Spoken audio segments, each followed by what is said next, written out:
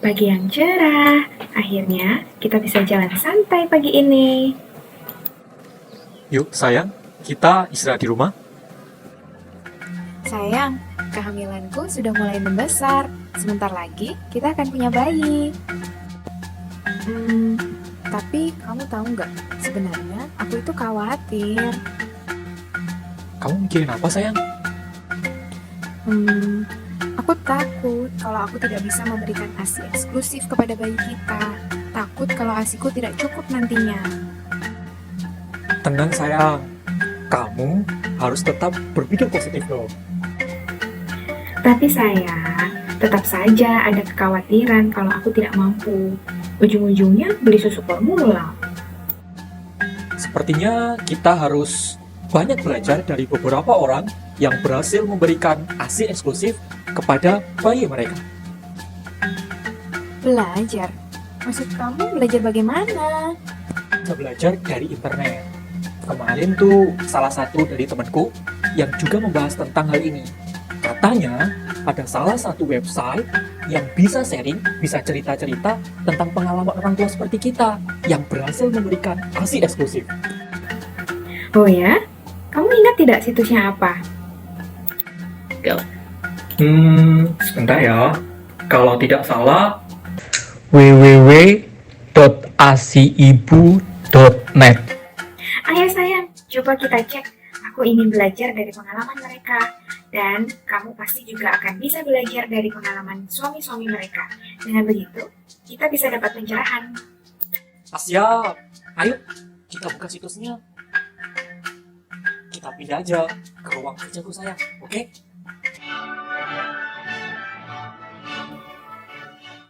www.asiibu.net. Klik. Nah, ini dia. Sharing pengalaman. Sayang, ini nih aku dapat websitenya. Wah, bagus, sayang. Ayo kita tonton. Assalamualaikum warahmatullahi wabarakatuh. Perkenalkan, nama saya Lalu Zulkarnain dan saya mempunyai 4 orang anak.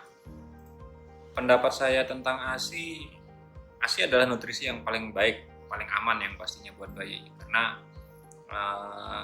dapat membantu daya tahan tubuh bayi, mencegah bayi dari segala macam infeksi, dan yang pastinya murah mudah, nggak perlu diseduh, nggak perlu beli, nggak perlu, pokoknya murah lah karena sudah tersedia.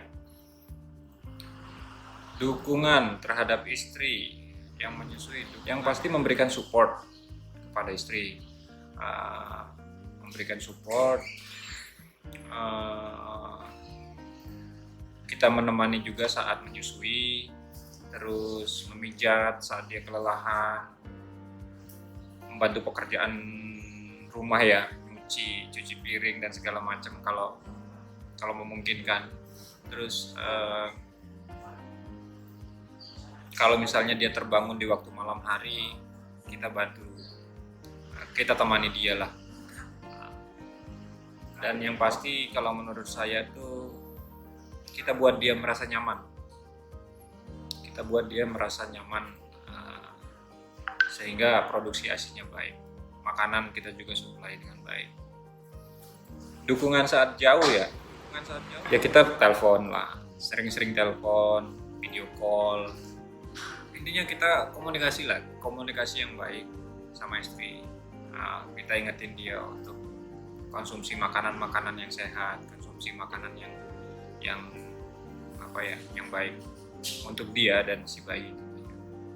Yang jadi kendala itu yaitu mitos tentang bahwa istri akan kelelahan kalau seandainya mengurusi bayi, sehingga akhirnya memilih untuk memberikan susu formula. Tapi menurut saya dukungan dari kita itu yang lebih penting, sehingga ibu atau istri bisa memberikan ASI yang terbaik buat anak. Tips buat teman-teman yang lain, yang pasti berikan support, dengarkan keluhan mereka, kemudian berikan semangat dan dukungan kepada mereka. Terima kasih. Assalamualaikum warahmatullahi wabarakatuh. Hai, Assalamualaikum warahmatullahi wabarakatuh, ayah dan bunda sekalian. Perkenalkan, nama saya Yusuf Jalaya. Saya merupakan ayah dari 3 putri. Yang pertama, Nada usia 6 tahun. Yang kedua, Aisyah usia 4 dan tahun. yang ketiga, Azra usia 2 tahun. Dan ketiga anak kami lulus ASI eksklusif. Apa saja persiapan yang ayah lakukan sebelum bunda melahirkan? Saya banyak membaca dari buku Ayah ASI dan berbagai sumber internet lainnya tentang ASI. Tentang apa itu hiperbilirubin atau yang biasa kita kenal dengan penyakit kuning. Kemudian saya dan istri mempersiapkan untuk membeli peralatan-peralatan pendukung yang nantinya akan dibutuhkan setelah istri saya melahirkan, seperti pompa ASI, botol ASI, dan kebutuhan lainnya yang sekiranya nanti akan dibutuhkan untuk menunjang pemberian ASI, terutama saat istri saya mulai kembali bekerja. Ayah juga berperan loh dalam pemberian ASI. Apa saja sih peran ayah dalam pemberian ASI? Peran ayah dalam pemberian ASI adalah mendukung atau mensupport ibu dalam memberikan ASI. Ayah juga membantu ibu, misalnya nih, seperti membantu memukul pundak bayi setelah minum ASI, ya. Jadi ditepuk-tepuk punggungnya setelah minum ASI sampai bayinya bersendawa. Terus kemudian bisa juga dengan membantu ibu memindahkan ASI perah ke dalam botol dan menyimpannya di freezer. Jadi setelah ibu memerah ASInya, kita pindahkan dari botol pompa ke botol-botol asip dan menyimpannya di freezer. Terus ketiga, kita bisa mendengar keluhan ibu dan memberikan support penguatan untuk terus memberikan ASI. Keempat, mendampingi istri jika menyusui pada malam hari saat bayi kehausan. Jadi saat istri bangun menyusui anak, usahakan kita juga bangun, tetap memberikan semangat kepada istri untuk memberikan ASI eksklusif. Dan kelima, bisa juga kita berbagi tugas dan memberi waktu istirahat untuk istri. Mengganti popok bayi itu bisa kita lakukan, jadi biar istri bisa beristirahat. Dan masih banyak lagi yang lainnya. Kita bisa support istri, kita bisa berperan dalam mewujudkan ASI eksklusif. Apa saja suka duka yang saya rasakan saat bunda atau istri saya memberikan ASI pada awal kelahiran? Jadi setiap anak kami punya cerita yang berbeda. Anak yang pertama, Nada, misalnya. Beberapa hari setelah istri saya melahirkan, kebetulan istri saya harus dirawat selama seminggu di rumah sakit. Saya tetap mendampingi istri dan membantunya dalam memerah ASI. Dan saya bolak-balik nih rumah sakit ke rumah untuk mengantarkan ASI ke anak saya yang berada di rumah. Karena kami berdua komitmen untuk memberikan ASI eksklusif untuk anak kami. Anak kami yang kedua, Aisyah, ini berbeda lagi. Ceritanya seru juga. Setelah anak saya lahir, sehari kemudian istri saya demam tinggi dan mengalami kelelahan. Pada saat pengecekan bilirubin, ternyata anak kami Aisyah memiliki kadar bilirubin yang tinggi, sehingga harus dirawat di ruang perina selama 3 hari ini. Jadi selama 3 hari harus dirawat. Pada saat itu saya tetap memberikan support kepada istri untuk selalu memompa ASI dan mengantarkan istri saya untuk menjenguk bayi dan menyusui anak saya secara langsung. Pada anak yang ketiga, karena saya sudah berpengalaman dan jarak anak yang berdekatan, saya merasa lebih mudah dalam menjalaninya. Jadi anak kita yang ketiga juga mendapatkan ASI eksklusif.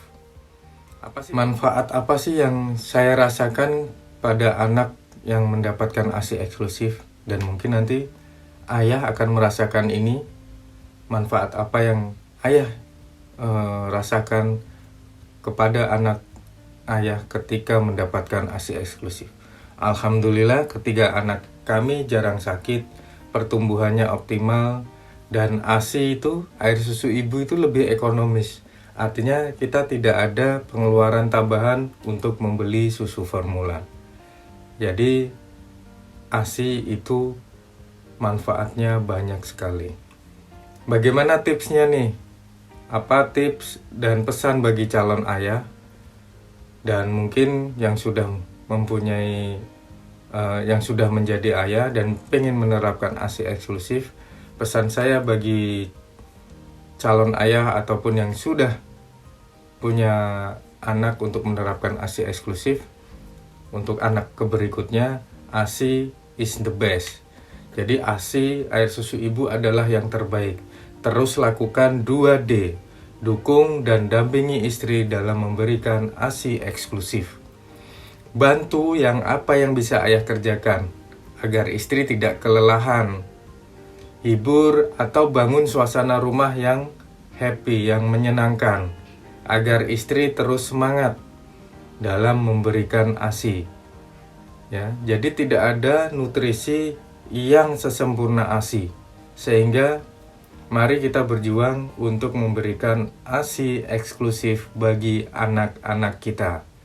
Karena ASI adalah nutrisi yang paling sempurna, gratis, dan itu memberikan pertumbuhan yang optimal buat anak-anak kita. Mari kita berikan ASI eksklusif kepada anak kita.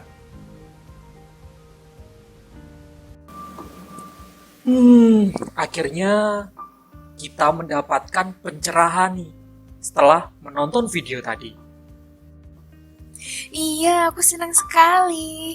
Jadi, nanti kamu akan membantuku kan? Pasti. Bersama kita pasti bisa. Terima kasih sayang.